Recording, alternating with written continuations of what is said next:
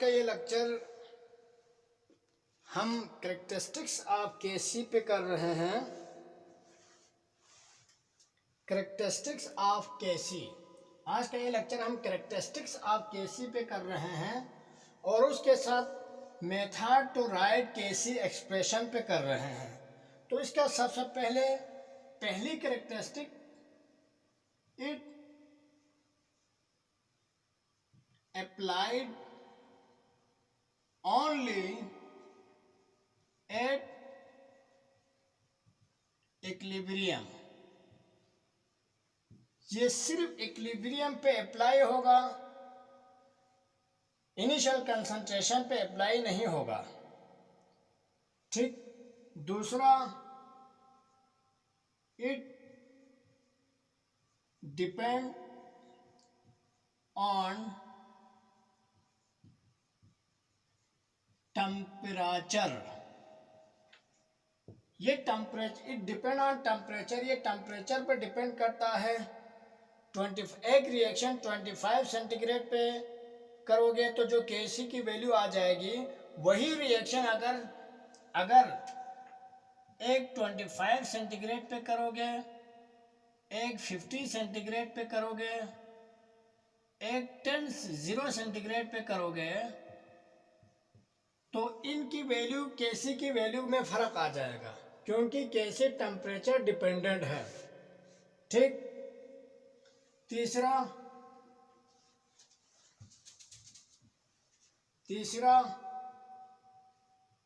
It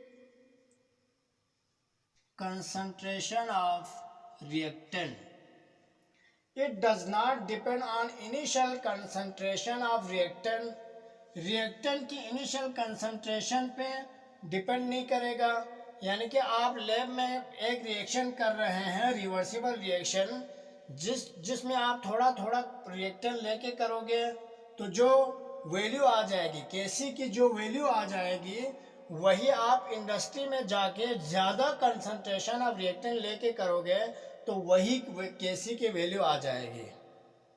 तो initial concentration पे कोई डिपेंड नहीं करेगा। ज़्यादा कंसंट्रेशन से रिएक्शन शुरू करो या कम कंसंट्रेशन से रिएक्शन शुरू करो, उससे कोई फर्क नहीं पड़ेगा।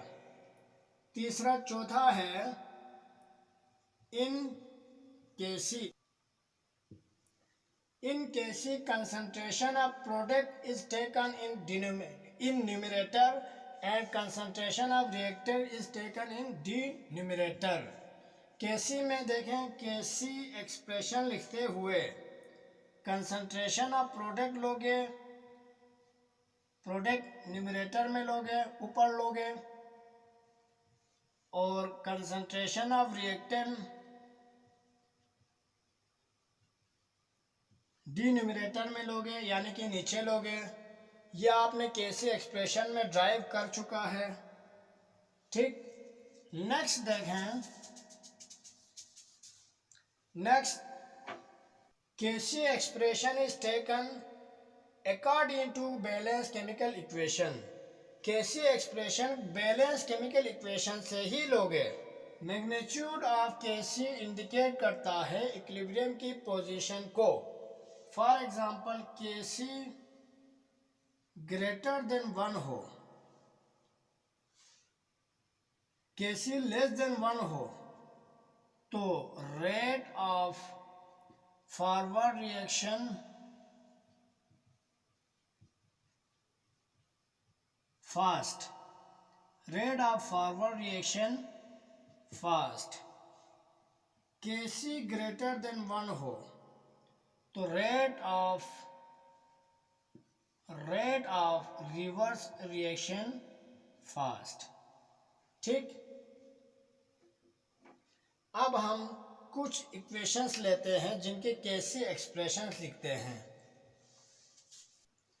Right KC expression for the following reactions. तो एक reaction I2 plus H2 reversible reaction 2HI। ठीक। इसके केसी एक्सप्रेशन लिखते हैं। आप जानते हैं, प्रोडक्ट को न्यूमरेटर में रिएक्टेंट को डिनोमिनेटर में लिखते हैं, ठीक। कोएफिशिएंट पावर में चला जाएगा, तो यहाँ पर देखें आयोडीन के लिए आयोडीन का कोएफिशिएंट 1 है, तो पावर में लिखने की ज़रूरत नहीं है। हाइड्रोजन का 1 है, पावर में लिखने की ज़रूरत नहीं है। हाइड्रोजन आयोडाइड का 2 है, तो ये पावर में लिखा जाएगा। तो H I की पावर 2 डिवाइड रिएक्टेंट को डिनोमिनेटर में I2 concentration of I2 concentration of H2।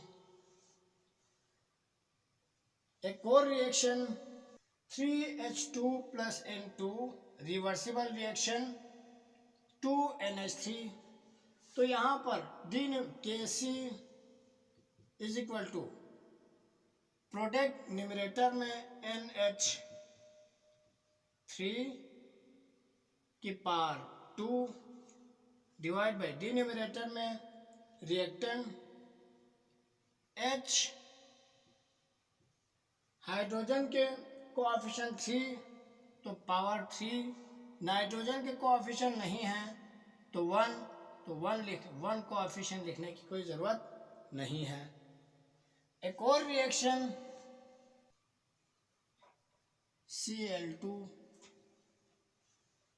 Kc is equal to PCl5 PCl3 coefficient 1 है तो 1 लिखने की ज़रूरत नहीं है, और Cl concentration of Cl2 coefficient 1 है तो 1 लिखने की कोई ज़रूरत नहीं है। लेफ्ट साइड का नंबर आपने लिखना है, राइट साइड का नहीं लिखना है। डिवाइड बाई प्रोडक्ट रिएक्टेंट को डिनोमिनेटर में लिखते हैं PCl5 की पावर 1, ठीक। 1 लिखने की कोई ज़रूरत नहीं है। मज़ीद एग्जांपल्स इसके अलावा ये एग्जांपल्स आपके लिए होमवर्क है और ये आप करेंगे। नेक्स्ट हम यूनिट्स ऑफ Kc पे लेक्चर बनाएंगे। अल्लाह हाफिज़।